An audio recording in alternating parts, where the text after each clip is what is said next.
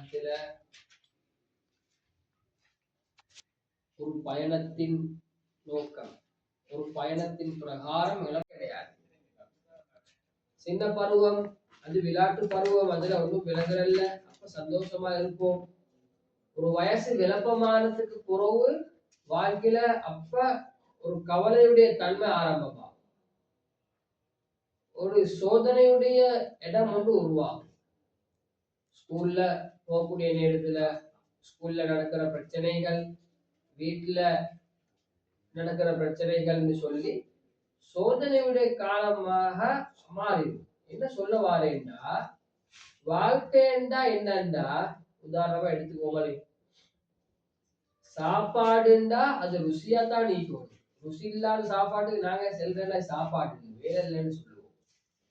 ருசியான சாப்பாட்டுக்கு தான் சாப்பாடுன்னு சொல்லுவோம். பொதுவா சாப்பாடுனாலே ருசி தான். இது போல வாழ்க்கை என்றாலே சந்தோஷம் மட்டும் இருந்தாதான் அது சரியான ஒரு வாழ்க்கை, உண்மையான ஒரு வாழ்க்கை. இப்ப நாங்க எங்கிட்ட உள்ளத்துல கை வச்சு கேட்போம், நாங்க வாழ்ற இந்த வாழ்க்கையில சந்தோஷம் மட்டுமா இருக்குது? அது அப்படி ஒரு கேள்வியை எழுப்பினா எனக்கு அடிச்சு சொல்லேனும் இல்லவே இல்லை.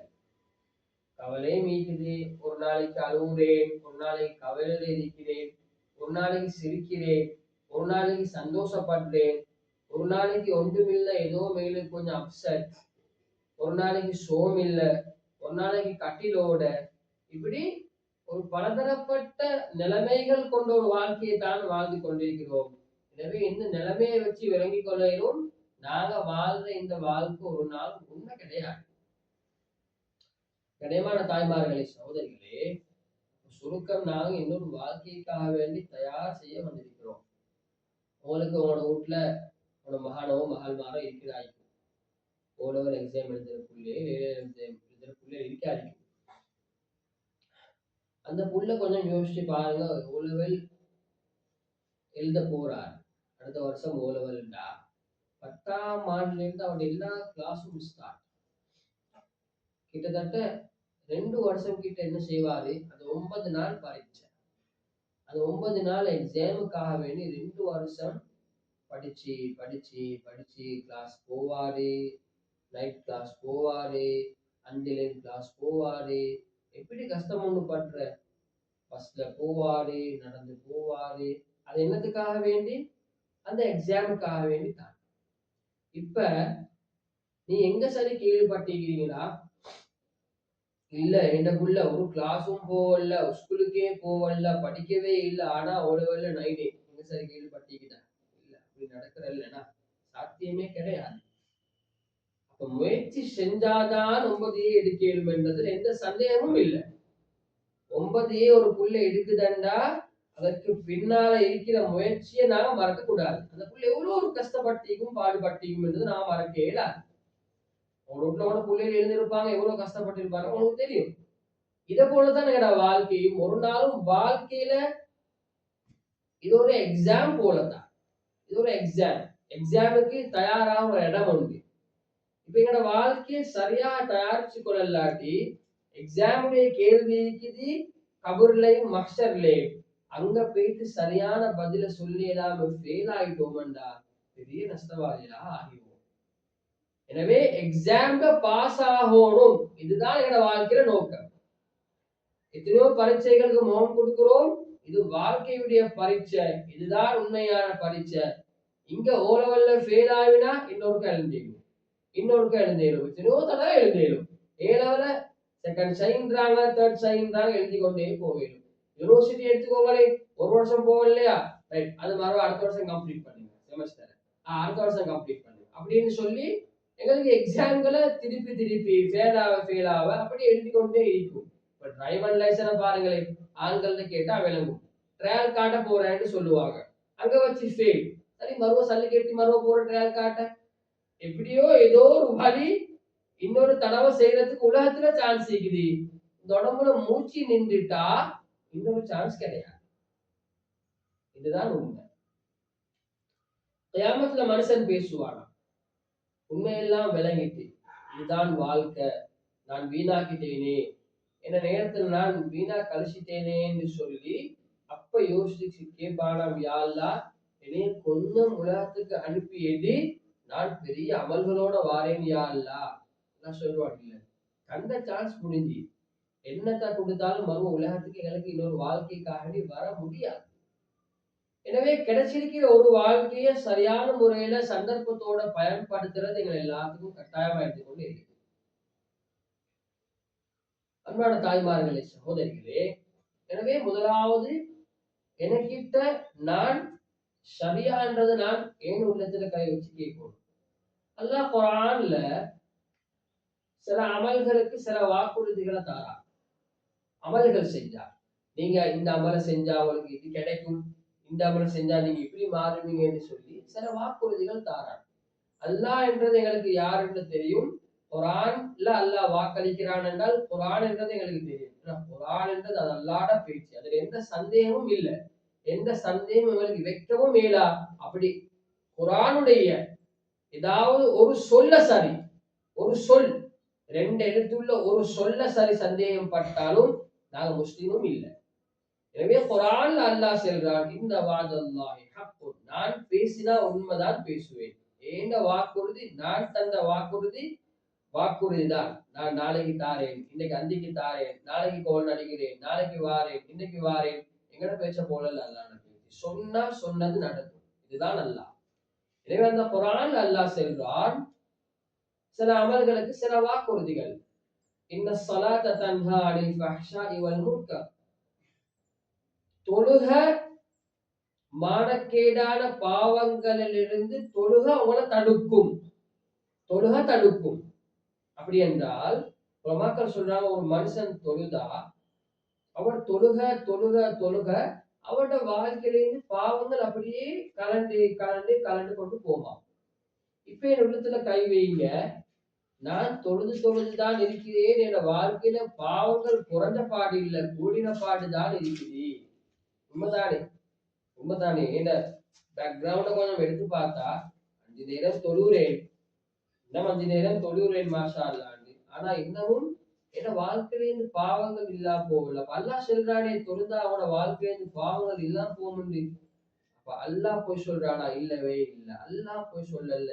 ஏன்னா தொழுகையில குறைபாடு இருக்குது, எங்கேயோ ஒரு மிஸ்டேக், எங்கேயோ ஒரு ஓட்டை இருக்குது. பெரிய ஒரு டேங்கி, பெரிய ஒரு டேங்கி, 2000 லிட்டர் டேங்கி, 2000 லிட்டர் தண்ணி நினைச்சு வச்சிருக்கு. சின்ன ஒரு வெடிப்பு போதும் தானே ஃபுல் தண்ணியும் போறது, ஃபுல் தண்ணியும் முழு தண்ணியும் இல்லாம போறதுக்கு சின்ன ஒரு வெடிப்பு போகும். இதை போலத்தான் சின்ன ஒரு வெடிப்பு போதும் தொழுகையில் இருக்கக்கூடிய எல்லா நலவுகளும் இல்லாம போறதுக்கு. எங்கட எங்கட எங்கட தொழுகையில தான் பூர்த்தி என்றதே இல்லை. என்ன சொல்ல வாரேட்டா, சின்ன ஒரு வெடிப்பு இருந்தாலே எல்லா தண்ணியும் போகும். எங்கட தொழுகையில தான் ஃபுல்லாவே வெடிப்பு. அப்ப எப்படி என்ன தொழுகை என்ன பாவத்திலேயே ஒதுக்கும்.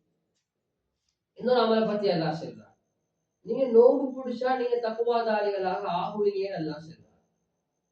இப்ப என் உள்ளத்துல கை வச்சு கேளுங்க, தக்குவாதாரி என்றா முதலாவது யாருன்னு விளைக்கணும். தக்குவா என்றா என்ன? உலகத்துல எப்படி ஒரு மனுஷன் பௌத்துக்கு சாப்பாடு முக்கியமோ, இத போல ஒவ்வொரு மனுஷன் கல்வுக்கும் தக்குவா முக்கியம். தக்குவா இருக்கணும், இல்லாட்ட அவர் நஷ்டவாளி.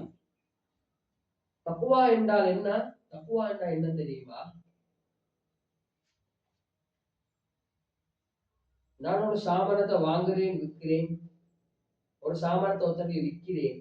அந்த சாமானத்துல என்ன மிஸ்டேக், என்ன பிழை எங்கிட்டால அவிஞ்சிருக்கு, எது சரியில்லை, எங்கிட்டால கிழிஞ்சிருக்கு, எங்கிட்டால உடஞ்சிருக்கு செல்றத அப்படியே மறைச்சு விற்காம, இது இங்கிட்டால இதாக இருக்குது என்று சொல்லி விற்கிறதுக்கு பேர் தான் தக்குவா. அவருக்கு மட்டும்தான் அது தெரியும், ஆனாலும் அவர் அல்லாத பயத்தால அதை சொல்லி கொடுக்கறதுக்கு பேர் தான் தக்குவா. ஒத்தண்ட குறைய கண்டுட்டோம், இப்ப அவர் இல்லை இன்னைக்கு, ஏன நெருங்கின கூட்டாளி கிட்ட தான் சொல்ல போறேன், அவன் யாருக்கிட்டையும் சொல்ல போறதும் இல்லை. உண்மையாகவே அவன் என ரகசியங்களை பாதுகாக்கிற ஒரு கூட்டாளி. நான் ஒத்தண்ட குறைய கண்டுட்டேன், இப்ப என் வாய் துடிக்குது, என் கூட்டாளி கிட்ட சரி அப்படி சொல்லணும். அப்ப அவன் யார்ட்டையும் சொல்ல மாட்டான் தானே. இத சொல்லாம இதை மறைக்கிறதுக்கு பேர் தான் தக்குவா. வாங்க சட்டம் என காதல விழுவதென்றால் என்ன வேலையில இருந்தாலும் ஒரு பியானத்தான் கழுவி கொண்டிருக்கிறேன், ஊடத்தான் கூற்றேன், உடுப்பத்தான் கழுவுறேன் என்றாலும் அப்படியே வச்சுட்டு தொழுகையுடைய உணர்வு வாரத்துக்கு பேர் தான் தக்குவா. இதுதான் தக்குவா. ஒருத்தர் கேட்கிறாரு, உலகத்துல எப்படி அப்பா கண்ணியமா வாழ்றது, எப்படி கண்ணியம் வாழ்றது? எல்லாம் என்ன சொல்லுவாங்க, எப்படி கண்ணியமா வாழ்றதுன்னு கேட்டா, இப்ராஹிம் இருந்தா அவனுக்கு நல்ல ரெஸ்பெக்டா இருக்கணும். இப்ராஹிம் யார்? இப்ராஹிம்ங்கிறது மஞ்சத்தால் பச்சைத்தால் அவர் தான் இப்ராஹிம். சல்லி இருந்தா உலகத்துல ரெஸ்பெக்டா வாழணும்னு சொல்லுவோம். உண்மைதான். என்ன அது உண்மையா? இல்லவே கிடையவே கிடையாது. எங்களை புத்தி சொல்லும், சல்லி இருந்தாதான் அவன மக்கள் மதிப்பாங்க, சல்லியானதான் முழு வேலைகளும் அவனுக்கு சாதிச்சு கொள்ள ஏழும். நீங்க கண்ணியமா வாழ்றது உலகத்துல சல்லி வேணும்னு நாங்க சொல்றோம். படைச்ச ரப்பு குர்ஆன்ல, நான் சொன்ன ஆரம்பத்துல மல்லாட பேச்சு ஒரு நாளும் பொய்யாகாது. அல்லாஹ் சொல்றான், இன்ன அக்ரமக்கும் இன்தல்லாஹி அத்காக்கும். உங்கள ரெஸ்பெக்டான மனுஷன் யாரு தெரியுமா? தக்குவா உள்ளவன் தான். அப்ப பாருங்க, தக்குவா என்ற வார்த்தை, தக்குவா உள்ளவர் எவ்வளவு விசேஷமானவர், உங்கள ரெஸ்பெக்ட் ஆனவர், கண்ணியமானவர். ஒரு சொட்டும் படிச்சு இல்ல, ஒரு சொட்டும் சல்லி இல்ல, குடிச வீடுதான், ஒழுகுது, ஒரு நாளைக்கு 2 நேரம் தான் தின்றாரு, கூலி வேலைத்தான் செய்யறாரு, 2 உடுப்பத்தான் கழுவி கழுவி மாத்தி போடுறாரு. உண்மையான தக்குவா இருந்தா அவட்ட அந்தஸ்து மௌத்துக்கு போறோம் நாங்க எல்லாரும் பொறாமப்பட்ட தகுதியானவரா ஆகுறோம். அப்ப இந்த தக்குவாவை அடைஞ்சு கொள்றதுக்கு அல்லாஹ் நோம்பை தந்திருக்கிறார். அப்ப நோம்பு பிடிக்க பிடிக்க பிடிக்க தக்குவா வளருமா? இதுதான் குர்ஆன் சொல்லுது. நோம்பால தக்குவா உங்களுக்கு உண்டாகும். நான் ஆரம்பத்துல சொன்னது போல அமல்கள் செய்யறதுனால உங்களுக்கு இது கிடைக்கும், அது கிடைக்கும், நல்லா வாக்குறுதி தந்திருக்கிறான். நோம்பு பிடிக்கிறதுனால உங்கள்கிட்ட தக்குவா உண்டாகும் அல்லாஹ் சொல்றான். இப்ப என் மனசுல கை வச்சு கேளுங்க, இது ஏன் எத்தனாவது நோம்பு? ஒவ்வொருத்தர் பதில் சொல்லுவோம். இதே 40வது நோம்பு, இதே 30வது நோம்பு, இதே 45வது நோம்பு. வயசுக்கு ஏற்ப நோம்புடைய காலம் வித்தியாசமா சொல்லுவீங்க. ஏன்னா புள்ளியர் சொல்லுவாங்க, அஞ்சாவது தரம் நோம்பு பிடிக்கிறேன் அப்படின்னு சொல்லுவோம். இப்ப 30 வருஷம் 45 வருஷம் நோம்பு பிடிச்சிருந்தா, ஒவ்வொரு நோம்புலயும் உங்கள்ட்ட தக்குவா வந்திருந்தா, நீங்க யோசிச்சு பாருங்க, 45 வருஷம் நோம்பு பிடிச்சு நான் இப்ப எவ்வளவு பெரிய ஒரு தக்குவாதாரியா இருக்கணும். இப்ப ஒரு 30 வருஷம் நோம்பு பிடிச்சு நான் இப்ப எவ்வளவு பெரிய ஒரு தக்குவாதாரியா இருக்கணும். இப்ப நீங்களே ஒரு மனசுல கை வச்சு கேட்டுக்கோங்க, நான் இப்ப ஒரு தக்குவாதாரி தானா? எனக்கிட்ட என்ன வாயிலிருந்து பொய் சொல்றதுக்கு இடம் கொண்டு கிடைக்கிற நேரத்துல பொயிலிருந்து நாவு பாதுகாக்கப்படுதா? அதனுடைய சத்தம் கேட்டாலும் டக்குன்னு தொழணும் என்ற ஆசை வருதா? அப்போ ஒழுங்கு முடிவு செய்யலும் இல்லை. எனக்கு என்ன தப்புவா செய்யல. அப்ப நான் எவ்வளவு காலம் புடிச்ச நோம்புல என்னப்பா யதார்த்தம் என்ன? அதுல என்ன பலன்? என்ன பலன் என்றா, பசிச்சிருந்ததும் தாய்ச்சது மட்டும்தான் பலன், வேற ஒன்றும் இல்லை. எதை போல தெரியுமா? ஒருத்தர் வீட்டுக்கு பாசம் வாராராம் வேலைக்கு, என்னாரா நான் உங்களுக்கு சும்மா வேலை செஞ்சுட்டாரு. வெள்ளையில இருந்து அந்தி வரக்காட்டு கஷ்டப்பட்டு வேலை செய்யறாரு. அந்திக்கு அவருக்கு கூலி தேவையில்லைன்னு செல்லாரு மாதிரி தான் இருக்காரு. வெள்ளையில இருந்து சஹர்ல இருந்து இஃப்தார் வரைக்கும் கஷ்டத்தோட பசியோடு இருக்கிறோம். ஆனா கூலிய பார்த்தா ஒன்றும் இல்லை.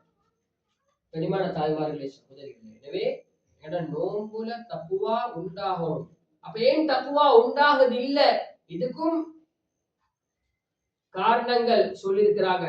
ரசூலுல்லாஹி ஸல்லல்லாஹு அலைஹி வஸல்லம் சொன்னாங்க ஹதீஸ்ல, மல்லம் யதா கௌல ஸூர், நோம்ப பிடிச்சு கொண்டு யாரு பாவமான பேச்ச பேசுறது உடலையோ, வல் அமல பிஹி, யாரு பாவத்தை செய்யறத உடல்லையோ, பாவத்தை பார்க்கறத உடல்லையோ, பாவத்தை கேட்கறத உடல்லையோ, இதெல்லாம் பாவமோ அதை நோம்ப பிடிச்சு கொண்டு அதுல ஒன்று செஞ்சாலும் அந்த நோம்பிட தப்புவா இல்லாம போயிட்டுரும். எங்களுக்கு தெரியும், நோம்ப பிடிச்சு கொண்டு தண்ணியை குடிச்சா சோறு புடிய வாயில போட்டா நோம்பு முடியும்னு தெரியும். எங்களுக்கு தெரியும் இவ்வளவுக்கு தான் நோம்பு முடியும் சரி. ஆனா நோம்ப முடிக்கிற இன்னொரு விஷயமும் மீக்குது. அது என்ன தெரியுமா? நோம்ப பிடிச்சு கொண்டு பாவத்தை பேசுறது, பாவத்தை செய்யறது நோம்ப முடிக்கும். என்ன நோம்ப முடிக்கும்? நீங்க பசியில வெறுமனே பசியிலையும் தாகத்திலையும் மட்டும் தான் இருக்கிறீங்க. உண்மையான யதார்த்த நோம்பு உங்கள்கிட்ட இல்ல. பாவத்தை செய்யறதால யதார்த்த நோம்பு கலட்டப்பட்டு போயிடுச்சு. அந்த நோம்பால கிடைக்கிற நூறானியத், அந்த நோம்பால கிடைக்கிற பிரகாசம் இல்லாம போய்த்துரும். எனவே நோம்புடைய காலத்துல மட்டுமல்ல, விசேஷமா நோம்புடைய காலத்துல பாவத்தை விட்டுட்டா நோம்பு பிடிக்கணும்.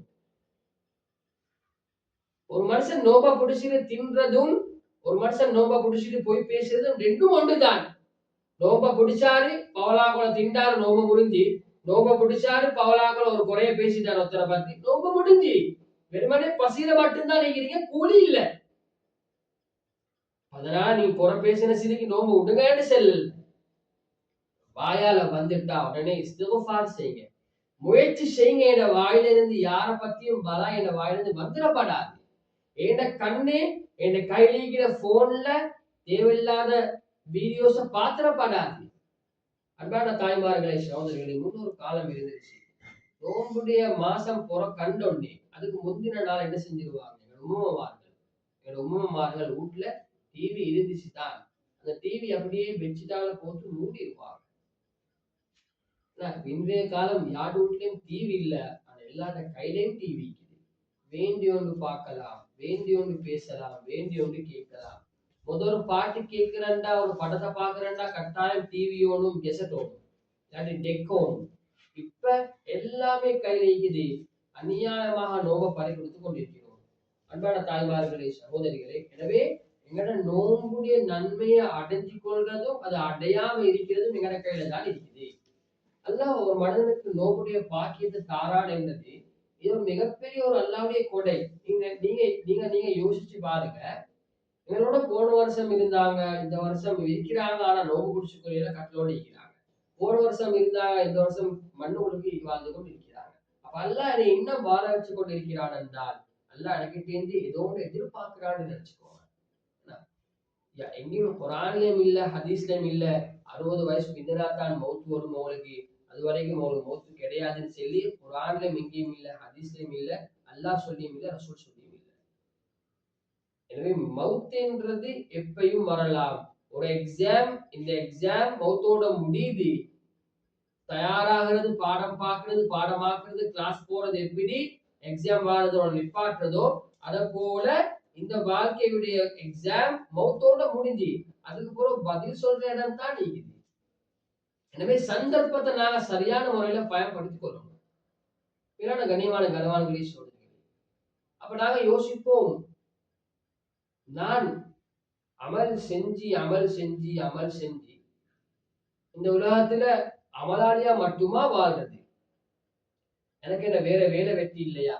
அன்பான தாய்மார்களே, சகோதரிகளே, நீங்க மிகவும் கொடுத்து வச்சவங்க. ஏனென்றால் நோன்புல உன்னைக்குமே நீங்க தான் கூட கஷ்டப்படுறீங்க, அதுல எந்த சந்தேகமும் கிடையாது. சவருக்கு எலும்பி சோற சூடாக்கி கறியை சூடாக்கி உட பிள்ளைகளை எழுப்பட்டி உட கணவனை எழுப்பட்டி இதெல்லா கஷ்டத்தையும் பண்றது நீங்க தான். 3 புள்ளை இருந்தா 3 புள்ளை வித்தியாசமான மாதிரி சாப்பாடு கேட்பாங்க. அது எல்லாத்தையும் செஞ்சு கொடுத்துட்டு கடைசிக்கு தான் 2 புடி சோறை தின்றுட்டு டீ சொட்டு கொடுப்பீங்க. தண்ணி குடிக்கவும் டைம் இல்லாம போயிடுது. நீங்க நினைக்கிறீங்களா இது நீங்க அவனோட கடமைக்காக வேண்டி செய்யறீங்க? இஃப்தாருடைய நேரத்துல அசர் தொழுது முடிஞ்ச அசர் தொழுதத்துல இருந்து இஃப்தார் வரைக்கும் உங்களோட அந்த ஷோர்டேஜ் பொறிக்கிறதுல, அது செய்யறதுல, இது செய்யறதுல நீங்க ஒரு நேரத்தை கழிச்சு கொண்டே இருக்கிறீங்க. நீங்க நினைக்கிறீங்களா இதெல்லாம் வீண் வேலை? தாய்மார்களே, சகோதரிகளே, நீங்க உங்களோட கணவனுக்காக வேண்டி கடமை நினைச்சு செய்வானா, இது அல்லாஹ் எனக்கு கூலி தர வேணும். என் பிள்ளைக்கு நான் செய்யறது கடமை நினைச்சு செய்வானா, அல்லாஹ் எனக்கு கூலி தரணும் நினைச்சு கொண்டு செய்ய. ஆம்பளைகள் பள்ளிக்கு போயிட்டு தொழுறதும் ஒன்றுதான், இதுவும் ஒன்றுதான். அவங்க மஸ்ஜிதுக்கு நடந்து கொண்டு போயிட்டு வெயில்ல காஞ்சி அவங்க பஜார் அதாவது பள்ளிக்கு போயிட்டு தொழுறதும் ஒன்றுதான், நீங்க செய்யற இந்த விடயங்களும் ஒன்றுதான். எனவே நீங்க செய்யற வேலைகள்ல நீயத்தை புதுப்பிச்சுக்கோங்க. இதே எனக்கு கடமை இல்லாட்டி வேண்டா வெறுப்போட என்னப்பா இது செஞ்சே ஆகணும் அப்படி ஒன்றும் நினைக்க வாராம். இதை பாக்கியமா கருதி செய்யுங்க. இது எனக்கு கிடைச்சிட்டு ஒரு பொக்கிஷமா நினைச்சு செய்யுங்க. அன்பான தாய்மார்களே, சகோதரிகளே, நீங்க முதலாவது தக்குவாதாரிகளாக ஆகுங்க. ஒரு பெண் ஹதீஸுடைய கருத்து பாருங்க. ஒரு மனுஷன் 5 நேரம் தொழுறாரு, தஹஜ்ஜுத் தொழுறாரு, ஜமாத்துல போறாரு, எல்லா நல்லவர்களும் செய்யறாரு, சதக்காக்கு மேல சதக்கா கொடுக்கிறாரு, ஜகாத்து கொடுக்கிறாரு, ஹஜ்ஜுக்கு போறாரு, உம்ராக்கு போறாரு, எல்லா அமல்களும் செய்யறாரு. ஆனா இன்னும் கல்யாணம் முடிச்சு இல்லைன்னா அவட தீன் பூர்த்தி இல்லை. எதை போல தெரியுமா? இப்படி பெரியோரு தாப்பையை கெட்டி நடுவுல மட்டும் 2 செங்கலை விட்ட மாதிரி இருக்கும். அந்த தாப்பா பசந்தாயிக்குமா? இல்ல, பசந்து இல்லைன்னா அந்த 2 கல்கள் தான் பெண்கள். ஒரு மனிதன் இவ்வளவு பெரிய அமல்கள் செய்யற மனிதன் தீனை பூர்த்தியாக்குறது நீங்க தான். என்ன அமல்கள் செஞ்சாலும் ஒரு மனுஷன் தீன் பூர்த்தியாகாத ஒரு பெண் இல்லாம. எனவே மனைவி என்ற அந்தஸ்துல நீங்க தான் ஒரு மனுஷனுக்கு தீண்ட பூர்த்தியான கூலியே நீங்க கொடுக்கறதுக்கு நீங்க தான் உதவியா இருக்கிறீங்க. உங்களை திருமணம் முடிச்சதுக்கு பொறுத்தான் அவர் தீனுக்குள்ளால பூர்த்தியாவே வாராரு. அல்ல அப்படி ஒரு இடத்துல உங்களை வச்சிருக்கிறார். நீங்க மிகவும் கண்ணியமானவங்க, எல்லாருடைய பார்வையில் மிகவும் சங்கையானவங்க. எந்த அளவுக்கு கண்ணியமானவங்கடா, வரலாறுகளை எடுத்து பாருங்க. மிச்சம் காலம் முன்னுக்கு போக தேவையும் இல்லை, இந்த காலத்திலையும் கூட இருக்குது. வரலாறுகளை எடுத்து பாருங்க. எங்கட இஸ்லாத்துல சாதனை படைச்சவங்க, இஸ்லாத்துடைய விஷயத்துல தீன்ல சாதனை படைச்சவங்க, அதுதானே சாதனை. உலகத்துல டாக்டர் ஆகிட்டாரு, 10 உசுரை காப்பாத்தினாரு, அது சாதனை உலகத்துல தான். இதெல்லாம் கிட்ட சாதனையான்னு கேட்டா அது எனக்கு தான் தெரியாது. அது இல்லவே இல்லை. எது தெரியுமா சாதனை? இஸ்லாத்தை மேலோங்கிறதுக்கு முயற்சி செஞ்சுட்டு மௌத்தா போனாரு. புனித களிமாவை கொண்டு பல மக்களுக்கு களிமாவை சொல்லி கொடுத்து பல மக்களை தொழுகையாளியாக ஆக்கி மௌத்தா போனாரு. இதுதான் சாதனை. இவர் மௌத்தா போனாலும் இவர்கிட்ட பட்டோட மௌத்து இல்ல, இவர்கிட்ட செயலேடு மௌத்து இல்ல, இவர்கிட்ட செயலேடு உசுரோட தான் இருக்குது. ஏன்? இவர் உருவாக்கிட்டு போனாரு. பல ஆயிரக்கணக்கான மக்களோட நன்மை இவர்கிட்ட வந்து செய்து கொண்டிருக்கிறது. இப்ப எங்களுடைய இஸ்லாத்தை முன்னோக்கின ஆட்களோட வரலாறு எடுத்து பாருங்க. எங்களுக்கு தெரியும் இமாம் ஷாஃபிஈ ரஹ்மத்துல்லாஹி அவங்க. நாங்க பின்பற்ற மஸ்ஹப், நாங்க விளங்கிக்கணும். நாங்க யாரை பின்பற்றோம்? அன்பு நபியை பின்பற்றோம். அவங்கள்ட்ட இருந்து வந்த ஹதீஸ்கள் எங்களுக்கு தொகுத்து தந்தவங்க தாரின்னு நாங்க விளங்கிக்கொள்வோம். இமாம் ஷாஃபிஈ ரஹ்மத்துல்லாஹி அவருடைய மஸ்ஹபை பின்பற்றுவோம். எனவே இமாம் ஷாஃபியுடைய பின் விளைவை எடுத்து பார்த்தா, அதாவது அவனோட பேக்ரவுண்ட் எடுத்து பார்த்தா, உண்மையுமே வாப்பா இல்ல அவங்களுக்கு. வாப்பா இல்லாம ஒரு புள்ள உலகத்துல சாதிக்கிறதா இருந்தா அதுதான் சாதனை. ஒரு கணவன் மனைவி மௌத்து, பொம்பளை மௌத்து, மாப்பிள்ளை என்ன செஞ்சிருவாரு? இன்னொரு கல்யாணத்தை முடிச்சிருவாரு, இருக்கிற புள்ளைய பாரம் கொடுப்பாரு, அந்த புள்ள ஏதோ ஒன்று ஆகி வந்துடும். அது சாதனையே கிடையாது. ஒரு பொம்பளைய பாருங்க, மாப்பிள்ளை மௌத்து, இன்னொரு கல்யாணம் முடிக்க 2 தடவை யோசிப்பா, 3 தடவை யோசிப்பா, 5 தடவை யோசிப்பா, 10 தடவை யோசிப்பா. இருக்கிற புள்ளை எப்படி கொணாரணும்னு யோசிப்பா. இப்ப இந்த புள்ளையல கொண்டு வந்து தீன்ல பெரிய ஒரு அந்தஸ்துல வைக்கிறதுக்கு தானே இதுதான் அப்பா சாதனை. இமாம் ஷாஃபி ரஹ்மத்துல்லாஹி உம்மா தனியா இருந்து வளர்த்தாங்க. எப்படி வளர்ப்பு தெரியுமா? 8 வயசுல ஆபீஸ் ஆகுறாங்க, 7 வயசுல ஆபீஸ் ஆகுறாங்க, 5 வயசுல 6 வயசுல சுபஹுடைய தொழுகைக்கு மஸ்ஜிதுக்கு கையோட புடிச்சு கொடுங்கன்னு வருவாங்க. அந்தையோடைய காலத்துல வெளிச்சம் ஒன்று இருக்கல. அவ கையில அப்படியே போட்டி கொண்டு வந்து மஸ்ஜிதுல விட்டுட்டு தொழுந்து முடிஞ்சு சலாம் கொடுத்து துவா ஓத காட்டுல விரிப்பாங்க. அப்படியே தொழுந்து முடிஞ்சு துவால கேட்ட பிறகு அப்படியே கையோட கொண்டு துவா கொடுத்து. எப்படி ஒரு சாதனை, எப்படி ஒரு சாதனை. அப்படி உருவாக்கப்பட்டவங்க இமாம் ஷாஃபிஈ ரஹ்மத்துல்லாஹி அலைஹி. 7 வயசுல ஹாஃபிஸ், முழு குர்ஆனும் பாடம். 7 வயசுன்னு சொல்லக்கூடிய நேரத்துல 2ஆம் ஆண்டு பிள்ளைக்கு நாங்க இந்த காலத்துல அந்த பிள்ளைக்கு அலிஃபா சொல்லி கொடுக்குற பாடு உலமாக்களாகி எங்களுக்கு தான் தெரியும். எல்லா பிள்ளைகளும் அல்ல செல்றேன். அப்ப இன்றைய காலம் பாருங்க, அந்த உம்மட வளர்ப்பும் 7 வயசுல முழு குர்ஆனும் பாடம். அப்பா, இது சாதனை இல்லையா? இமாம் ஷாஃபியை பின்பற்றோம், எத்தனையோ ஆயிரம் எத்தனையோ கோடி முஸ்லிம்கள் பின்பற்றோம். இப்ப இமாம் ஷாஃபியை பின்பற்றதா இருந்தா அவங்க சொல்லித்தந்த மார்க்க சட்டங்களை பின்பற்றோம் தானே. இப்ப முழு நன்மைகளும் அவங்களுக்கு போகும், முழு கோடி மக்களோட நன்மையும் அவங்களுக்கு போகும். அவங்கள்ட்ட இருந்து முழு கோடி மக்களோட நன்மையும் அவனோட உம்மட கபருக்கு போகும். இன்னும் அவனோட உம்மட செயலேட்டு மௌத்தா போகல.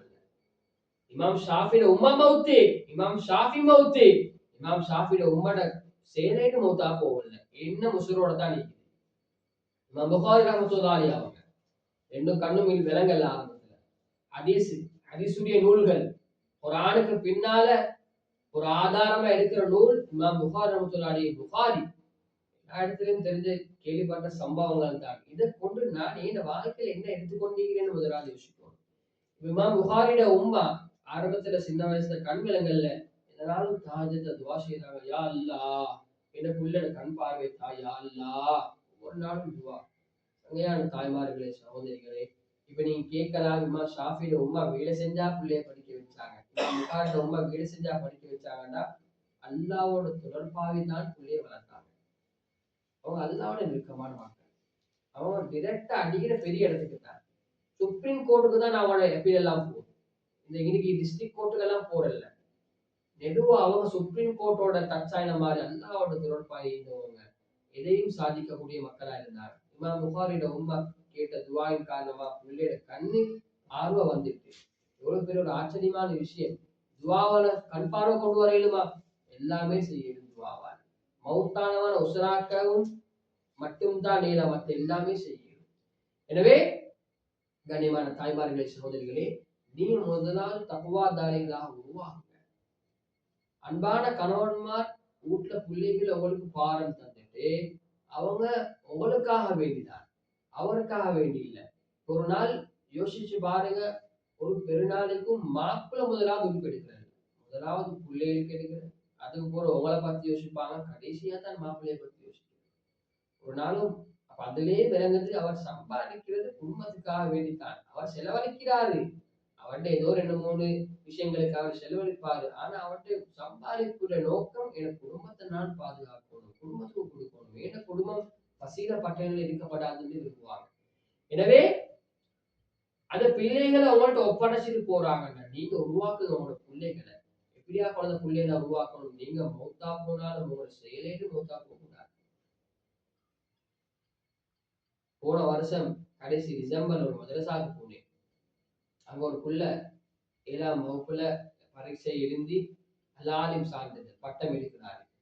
ஒரு புள்ளையிலும் ஆளுமா இருக்கலாம். அந்த புள்ளையுடைய கார்குட்சாரிய அந்த சபையில வச்சு அசரத் நாஃபா படுத்துறாங்க. அந்த பொடியன் ஊரு மிச்சம் தூரம், ஊரு கொழும்புல ஒரு மதரசா, மிச்சம் தூரத்துல இருந்து வந்து ஓதுறாரு. 1ஆம் வகுப்புல 7 வருடங்கள் ஓதணும், மௌலவி ஆவறதுக்கு 7 வருடம் ஓதணும். முதலாவது வருடம் வாப்பா கையை பிடிச்சு கொண்டு மதரசால சேர்க்கிறாரு. குழந்தை சேர்த்து 4 மாசம் 5 மாசம் ஆகும் வாப்பா. இப்போ ஒரு ஏழாம் தரத்தில் இருக்கிறாரு, 7 வருஷம் ஓதவும் 7ஆம் தரத்தில் இருக்கிறார். அப்பா வாப்பா மவுத்து, அப்பா அவரே ஓதி முடிச்சுடுவாரு. இப்படியும் என் பெரிய வயசு நல்ல அனுபவம் இந்த மதரசால இருந்தாரு. 6 வருஷம் போல. இப்ப இந்த புள்ள 4 மாசம் தான் மதரசால இருந்துச்சு, வாப்பா மவுத்து. ஒரு பக்கம் உம்மக்கு இந்த 2 பிள்ளைகள் வேற. இப்ப இந்த புள்ளைய மதரசாலை மோத வைக்கணும், என்ன செய்யறது? உம்மா செய்யற தொழில், கை தொழில் செஞ்சு அந்த புள்ளைய சமாளிக்கிற. முதலாவது வாப்பா நீ ஓதுவாப்பா, நீ ஓதுவாப்பா, தலையை தடாவி அன்பா பேசி இறக்கமா பேசி 4 மாசம் தான் அந்த புள்ள கொண்டு போய் சேர்ந்திக்கு மதரசா. அப்ப அவ கஷ்டப்பட்டு அவ சம்பாதிச்சு அவ உழைச்சு மாசம் எப்படியும் அந்த பிள்ளைக்கு மட்டும் மாசம் 10-15,000 செலவீக்குது. அப்ப மகண்ட செலவு பார்க்கணும், மத்த 2 பிள்ளையோட செலவு மீக்குது, வீட்டு செலவு மீக்குது. எல்லாத்தையும் அட்ஜஸ்ட் பண்ணி கொண்டு கவர் பண்ணி கொண்டு அந்த புள்ளைய ஆளுமாக்குற இடத்துக்கு வந்து சேர்ந்துட்டான். இப்ப அந்த புள்ள அவர் ஆலிமாயிக்கிறான். இப்ப பாருங்க, அந்த ஆலிமான பொடியன் அந்த மௌலவி ஒரு மஸ்ஜித்ல போயிட்டு அல்லாஹ் அக்பர்னு தக்பீரை கட்டி தொழுந்தா பின்னுக்கு ஒரு 30-40 பேர் தொழுவாங்களே, அந்த தொழுகையாளர் தொழுகெல்லாம் யாருக்கு பெரிய சேரும்? உம்மக்கு தான் பெரிய சேரும். எனவே சாதனையாளர்கள் உருவாகிறதே பெண்ணாலதான். வழக்கமான ஒரு பாஷையில சொல்லுவாங்க, ஆகுவதும் பெண்ணாலேன்னுவாங்க, அழிவதும் பெண்ணாலேன்னுவாங்க. ஆகிறது பெண்ணால்தான். ஒரு பிள்ளைகளை முதலாவது நீங்க உருவாக்குங்க, தக்குவா உள்ள பிள்ளைகளா உருவாக்குங்க, மஸ்ஜிதோட தொடர்புள்ள பிள்ளைகளா உருவாக்குங்க. நீங்க உங்களோட பிள்ளைகளை நீங்க எட புள்ள இப்படி படிச்சு அந்த நிலைமைக்கு வரணும் என்று சொல்லி யோசிக்கிறதுல பிழை இல்லை, நல்ல ஒரு விஷயம்தான். என்றாலும் தக்குவா உள்ள பிள்ளையாக மஸ்ஜிதோட தொடர்புள்ள பிள்ளையாக ஆக்கல்லாட்டி உங்களோட கபருக்கு ஒன்றும் வந்து சேர்றல்ல. உலகத்துல அவரால் நீங்க லாபம் காணுவீங்களா இல்லையான்னு தெரியாது. எத்தனையோ இடத்துல நடக்கிற சம்பவங்கள் தான். நேற்றும் கேள்விப்பட்ட ஒரு சம்பவத்தை, ஒரு வாப்பாக்கு 22 வயசு பொடியன் 2 வாரத்தை வாப்ப ஏசினதுனால அந்த மகன் வாப்பாக்கு அடிச்சுக்கிறான், முகமெல்லாம் வீங்கிற அளவுக்கு முகத்துக்கு அடிச்சு. வாப்பாக்கு அடிக்கிற ஒரு புள்ளையாத்தான் அந்த புள்ள வளர்ந்திருக்கிறாரு. புள்ள வளரல்ல, வளர்க்கப்பட்டிருக்குது. எனவே மஸ்ஜிதோட தொடர்பான பிள்ளைகளோட பிள்ளையாளா உருவாக்குங்க. உங்களோட கணவனையும் மஸ்ஜிதோட தொடர்புள்ளவராக ஆக்குங்க. மாப்பிள்ளையும் பொம்பளையும் எப்படி தெரியுமா ஐக்கணும்? கணவனும் மனைவியும். கணவன் கேட்கணும் மனைவி கிட்ட, இன்னைக்கு என்ன அமல் உனக்கிட்ட மிஸ் ஆகிச்சு. மனைவி கேட்கணும் கணவன் கிட்ட, இன்னைக்கு உனக்கிட்ட என்ன அமல் மிஸ் ஆகிச்சு. எல்லா அமலும் வளமையை போல நடந்துச்சா, நீ அமல்கள் செஞ்சியா? எனவே அப்படியா கொண்ட ஒரு சூழலை, அப்படியா கொண்ட ஒரு குடும்பத்தை உருவாக்குறது மூலமா தான் உலகத்திலும் தக்குவாதாரியாக கண்ணியமான மக்களாக வாழ்ந்து கபரிலேயும் கண்ணியமான மக்களாக வாழ முடியும். எனவே அன்பான தாய்மார்களே, சகோதரிகளே, இன்றைய பேச்சுடைய சுருக்கம் என்னன்னு நீங்க விளைக்கொள்ளணும். முதலாவது, நான் ஒரு அமலாளியாக தக்குவாதாரியாக மாறணும். இரண்டாவது, ஏழு குடும்பத்தை நான் சமைக்கணும், ஏழு பிள்ளையை நான் சமைக்கணும். இதனுடைய காலம் மிகவும் மோசமான ஒரு காலம். அதிலிருந்து பாதுகாக்க, இதிலிருந்து பாதுகாக்க உம்மா பாப்பமா நிறைய யோசிக்கிறாங்க, எப்படி பாதுகாக்கிறேன். அல்லாஹ் வழிகாட்டுறார். எப்படி பாதுகாக்கிற? நீயோட பிள்ளைகளை மஸ்ஜிதோட தொடர்பாக்குங்க, கணவனை மஸ்ஜிதோட தொடர்பாக்குங்க. எல்லா பாவத்திலையும் அவங்கள அல்லாஹ் பாதுகாப்பாங்க. அல்லாஹ் வாக்குறுதி தாங்க. இதே கண்ணியமான தாய்மார்களே, சோதர்களே, நோம்புடைய காலம் விசேஷமான காலம். அமல்கள் ஏராளமாக செய்யலும். செய்யற எல்லா அமல்களும் எங்களுக்கு கியாமத்தினால் எங்களுக்கு பிரகாசமாக வரும். எங்களோட நோம்பு சரியா இருந்தால்தான் அது முதலாவது வைக்கணும். எனவே நோம்பை பிடிச்சு கொண்டு தேவையில்லாதது பாக்குறத விட்டுடணும். போன்ல ஏராளமான வீடியோஸ யூடியூப்ல, பேஸ்புக்ல, டிக்டாக்ல சொல்லி சும்மா முசுப்புக்கு நேரம் போறதுக்கு நாங்க வீடியோ பார்த்து கொண்டு இருப்போம். நோம்புடைய நேரம் செய்யறதுக்கு ஒன்றும் இல்லை, அதனால நேரம் போறதுக்கு வீடியோ தள்ளி தள்ளி பாக்குறோம். மிகப்பெரிய ஒரு நஷ்டம். அந்த நேரத்துல உங்களுக்கு தஸ்பியை வச்சு உருட்டேன், சுப்ஹானல்லாஹ் உருட்டுங்களே, எவ்வளவு பெரிய கோடிக்கணக்கான நன்மைகளை வந்து சேர போகுது. அதை பார்க்கறதுனால ஒன்றுமே கிடைக்க போறது இல்லை, ஒரு லாபமும் இல்லை. அந்த நேரத்துல குர்ஆனை எடுத்து உலகத்திலே அமல்கள்ல 3 அமல்கள், 3 விஷயங்களை பார்க்கறதுனால அல்லாஹ் சுப்ஹானஹு வ தஆலா நன்மையை தரான். முதலாவது காபத்துல்லாஹ் பார்க்கறது நன்மை, இரண்டாவது உம்மட முகத்தை பார்க்கறது நன்மை, மூணாவது குர்ஆனை பார்க்கறது நன்மைதான். குர்ஆன் ஓத தெரியா, குர்ஆன் ஓதுறதுக்கு முயற்சி செய்யுங்க. எனக்கு ஆக்க தெரியா, யூடியூப பார்த்து எப்படியாச்சும் அந்த சாப்பாடு ஆக்குறேன். தைக்க தெரியா, அங்கிங்க போய் பழைய தைக்கிறேன். எனக்கு அது தெரியா, இது தெரியா, அங்க பாக்குறேன் இங்க பாக்குறேன், அவங்கள்ட்ட கேட்டு இவங்கள்ட்ட கேட்டு எப்படியோ விஷயத்தை சாதிக்கிறேன். குர்ஆன் ஓது சொன்னா எனக்கு அந்த காலத்துல ஓது தர யாரும் இல்ல. அது உண்மையான விஷயம்தான், ஓது தர யாரும் நிறுத்திக்க மாட்டாங்க தான். இப்ப ஏராளமான இடங்கள்ல ஓதலுடைய ஏற்பாடுகள் நடந்து கொண்டிருக்கு. அதை தேடுங்க, தேடி குர்ஆனை ஓதுறதுக்கு முயற்சி செய்யுங்க. இது குர்ஆனுடைய காலம். குர்ஆன் என்றது வாழ்க்கையில எப்பயும் என்னோட வாழ்க்கையில நான் செய்யற ஒரு அமலாகத்தான் இருக்கணுமே தவிர நோம்புல மட்டும் வந்தா ஓதிட்டு மோதிட்டு வைக்கிறது இல்லை. எனவே நோம்புடைய காலத்துல அதிகமா குர்ஆனை ஓதுங்க, குர்ஆனை பார்க்கறது நன்மை. சரி, ஓத தெரியா, முயற்சி செய்யுங்க. அது வரைக்கும் குர்ஆனை எடுத்து விரலை வச்சு ஒவ்வொரு வரியா ஒவ்வொரு எழுத்தா பாருங்க. என் ஊர்ல ஒரு உமமா இருந்தாங்க, அவங்களுக்கு ஒரு 65-70 வயசு இருக்கும். அவங்களுக்கு உண்மைக்குமே ஒரு சொட்டு மோத தெரியா. ஆனா ஒவ்வொரு நாளும் மகரத்துக்கு பின்னால குர்ஆனை எடுத்து ஒரு 3 பக்கம் 4 பக்கம் அப்படியே கை வச்சு வச்சு வச்சு பாப்பாங்க. ஒரு தடவை ஒருத்தர் நக்கலா பேசினார் அவளை பார்த்து, உங்களுக்கு உதவே தெரியவே, நீங்க எப்படி அப்பா 2 குர்ஆன் 3 குர்ஆன் முடிச்சேன்னு சொல்றீங்க? அவங்க சொல்றாங்க, நான் குர்ஆனை பார்த்து பார்த்து முடிச்சேன், வருஷத்துக்கு 2 குர்ஆன் முடிக்கிறாங்க பார்த்து. நன்மையில ஆசை ஆர்வம் இருந்தா எப்படியும் நன்மை செய்யும். எனவே அதிகமான நேரம் குர்ஆனை செலவிடுங்க. உட நேரத்தை நீங்க பிரிச்சுக்கோங்க. அசருக்கு பின்னால உங்களுக்கு நேரம் கிடையாது, அசருக்கு போற உங்களுக்கு அமல்கள் செய்ய நேரம் கிடையாது. வீட்டுடைய இஃப்தாருடைய வேலைகள் செய்யணும். மகரிபு பின்னால சிறியோரு நேரம் நீங்குது, பாத்திரங்களை கழுவிட்டு மஸ்ஜிதுக்கு வந்துடணும் 7:30 மணியோட. எனவே 7:30 மணிக்கு வந்தா 9 மணிக்கு வீட்டுக்கு போவீங்க, அதுக்கு போறோம் அமல் செய்ய நேரம் இல்லை. அதனால அவட நேரங்களை சரியா மட்டிட்டுக்கோங்க. நான் இந்த நேரத்துல ஜிக்ர் செய்றேன், இந்த நேரத்துல குர்ஆன் ஓதுறேன், நீங்க மட்டிட்டுக்கோங்க. விசேஷமான அமல் தான் நோம்புல தஹஜ்ஜுடைய தொழுகை. எப்படியும் சஹருக்கு எல்லாரும் எழுப்புறோம், எழுப்பிதான் ஆகணும். அதே கேப்ல ஒரு 2 ரக்காத் தஹஜ்ஜுடைய தொழுகை தொழுதுக்கோங்க. அதிகமா அல்லாஹ்விடத்துல துஆ கேளுங்க.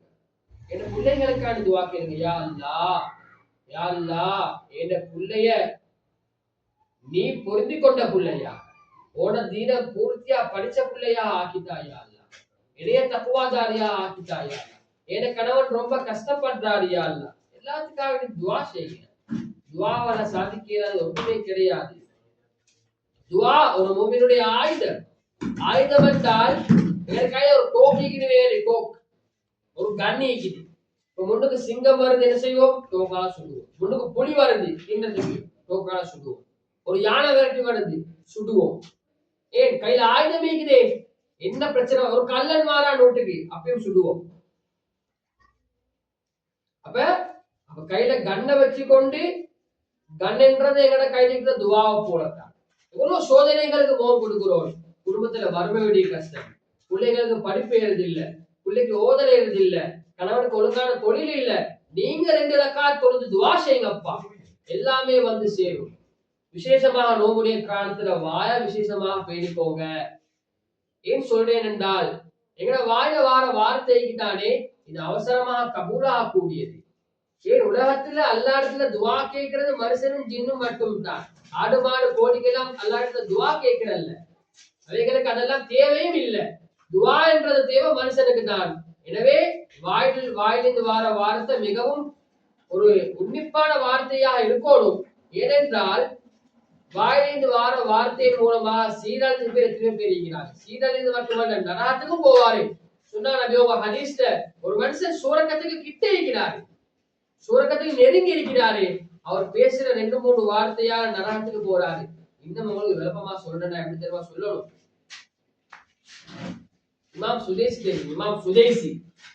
இமாம் சுதேசிண்டா மக்கால தொழுவிக்கிற ஒரு காரி.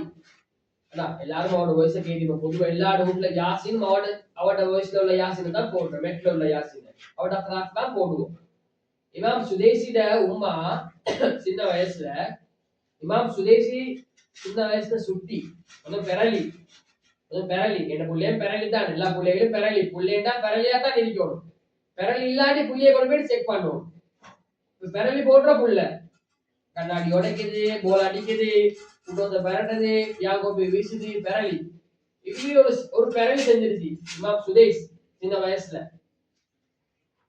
உமாக்கு கோபம் செஞ்ச வேலைக்கு நாங்க என்ன சொல்லுவோம்? எடுத்த வாய்க்கு நாய், பேய், மூதேவி, கழுத, அறிவில்லையா, மோடே, தோதி, இவ்வளவு வார்த்தையை பாவிக்கிறோம். வார்த்தையில உச்சக்கட்ட அதாவது அந்த பயங்கரத்தை பாருங்க. இமாம் சுதேசி ரொம்ப செஞ்சது என்ன தெரியுமா? அல்லாவே உடைய அல்லாஹ் மக்கா முக்கர்ரமாக்கு இமாமா ஆக்கணும் அப்படின்ட்டாங்க. உம்மோட துவா கபூல். இமாம் சுதேசி காபத்துல்லா முன்னுக்கு இமாமா செய்யறாங்க. லேசான ஒரு விஷயம் அல்ல. உலமாக்கள் சொல்றாங்க, நாங்க கோபத்துல எங்க பிள்ளைக்கு கேசுறோம் தானே, ஏதாவது ஒரு வேலை செஞ்சு போறோம் கழுதை நேசுறோம் தானே சொல்றாங்க உலமாக்கள். அப்படி ஏசவான. ஏனென்றால் துவாக்கள் எப்ப கபூலாகுதுன்னு தெரியா. அல்லாஹ் எல்லா துவாயும் கபூல் செய்யறப்பா, எல்லா துவாயும் கபூல் செய்யற. இப்ப துவா கபூல் ஆகும்னு தெரியா. உன பிள்ளைக்கு நீ கழுதே நேசிட்டீங்கன்னா அல்லாஹ் பாதுகாக்கணும். அந்த பிள்ளைக்கு அல்லாஹ் கழுதைக்கு என்ன தன்மைக்கு அந்த தன்மையை கொடுத்துருவானா. மாடு நேசிட்டோம்னா அந்த மாடுக்கு என்ன தன்மைக்குதோ அந்த தன்மையை அல்லாஹ் பிள்ளைக்கு நசீபாக்கிடுவான். மோடே நேசிட்டோம்னா அல்லாஹ் அப்படி ஆக்குவானா. அறிவில்லாதவனே நேசினாண்டா அப்படி ஆக்கிடுவானா. வாயிலிருந்து வார வார்த்தை மிச்சம் உன்னிப்பான வார்த்தையாக இருக்கும். ஒரு சத்திர சொல்லி முடிச்சு கொள்றேன் பாருங்க. வாயுடைய வார்த்தை எப்படி கபூலாகுது என்றால், அதாவது யூசுப் அலைஹிஸ்ஸலாத்து வஸ்ஸலாம் ஆகும். யூசுப் நபின்றது எல்லாத்துக்கும் தெரிஞ்ச ஒரு நபி, ஒரு ஆளே சொல்லப்பட்ட பேர் சொல்லப்பட்ட நபி. கேள்விப்பட்டி இந்த சம்பவம் கேள்விப்பட்டிருக்குமே, இடத்துல கொண்டு போய் அவர் தள்ளி விட்டாங்கன்னு சொல்லி. அப்ப அந்த யூசுப் அலைஹிஸ்ஸலாத்து வஸ்ஸலாம் ஒரு நாட்டுல ஒரு அரசன் கிட்ட என்ன செய்யறாரு? வேலை செய்யறாரு. இப்ப அந்த நாட்டில் இருக்கக்கூடிய ஒரு மந்திரியிட பொம்புல மனைவி இவரோட தப்பா நடந்து கொண்டதுக்கு முயற்சி செய்யறார். ஏனென்றால் ஏன் தப்பா நடந்து கொள்ள முயற்சி செய்யறாண்டா, யூசுப் அலைஹிஸ்ஸலாம் அவங்க அவ்வளவு பசுந்து. அல்லாஹ் சொர்க்கத்துல மனுஷர்களுக்கு அவங்களுடைய அழகான் கொடுப்பார். அவங்க எந்த அளவு பசுந்தா அல்லாஹ் குர்ஆன்ல சொல்றான், குத்தஅன ஐதியஹுன்ன. யூசுப் அலைஹிஸ்ஸலாத்து வஸ்ஸலாம் அவங்க மாளிகையிலிருந்து இறங்கி வாராங்க. மாளிகையில் இருக்கக்கூடிய மற்ற பெண்களுடைய கையில ஒரு கையில அப்பலும் ஒரு கையில கத்தியும் இருந்துச்சு. யூசுப் நபியுடைய அழகை கண்டு எப்பல வெட்டுறதுக்கு பதிலா கைய வெட்டி கொண்டாங்க. அப்ப நினைச்சுக்கோங்க எவ்வளவு பசுந்தி. அப்ப அந்த பசுந்தான மனுஷனை அடையறதுக்கு ஒரு பொம்பளை ட்ரை பண்றான். என்ன சொல்றாரு தெரியுமா?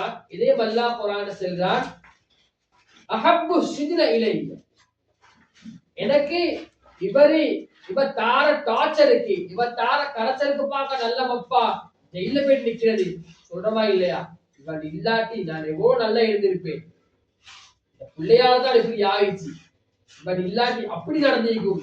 அப்படி செல்ல வானம் அல்லாஹ் அந்த விஷயத்தை இல்லாமல் ஆக்கிடுவான். விஷ்ணு நபி அவங்க சொன்னாங்க, இவள்கிட்ட கரைச்சல் தாங்கிறதுக்காக நல்ல நான் போய் ஜெயில உட்கார்ந்திருக்கிறது. சொன்ன வார்த்தை கபூல் ஆயிடுச்சு. 7 வருஷம் எந்த ஒரு குத்தமும் செய்யாம ஜெயில இருந்தாங்க. எந்த குத்தமும் செய்யல. அரசன் ஏதோ ஒரு காரணத்துக்காக வேண்டி யாரோ செஞ்ச பிழைக்காக வேண்டி இவங்க மாட்டிப்பட்டு இவங்களை கொண்டு போயிட்டு சிறையில அடைச்சான். 7 வருஷம் இருந்தாங்க. சொல்றாங்க உலமாக்கள், இவர் ஒரு பாவம் செய்யல, அப்பயே நல்லா இவருக்கு இந்த தண்டனை கொடுத்தான். இது இவருடைய வார்த்தையுடைய பரிகாசம். இவர் பாவிச்சாரே ஜெயில இருந்தா நல்ல இதை பார்க்க அது நல்ல. எனவே அப்படி பாவிக்க வாடாம். பிள்ளைகள் சுட்டுத்தனம் போட்டாலும் உட வார்த்தைகளை பார்த்து பாவீங்க. மாடி ஆடி அறிவில்லாத ஏசவானாம். வாப்பா தங்கம்னு ஏசுங்க, புத்திசாலின்னு ஏசுங்க. அவர் உண்மைக்குமே நல்ல விலகமுள்ள புள்ளதான். ஆனா ஒரு மட வேலை செய்திருந்தாலும் புத்திசாலி நேசுங்க, மக்கள் நேசிட வானாம். உன வார்த்தை உன துவாக்கள் கொள்ளாதது. சொல்லுவோமே, ஒரு உண்மை துவா கேட்டா வாப்பா துவா கேட்டா எல்லா இடத்துல எந்த திரையும் இல்ல. ஒரு பிள்ளைக்காக வேண்டி டக்குன்னு ஏற்றுக்கொள்ளப்படும். எனவே இப்ப நீங்க செல்ற வார்த்தைகள் ஒரு துவா தான். ஒரு பிள்ளைய பார்த்து புத்திசாலி அல்லாஹ் புத்திசாலி ஆக்குவா.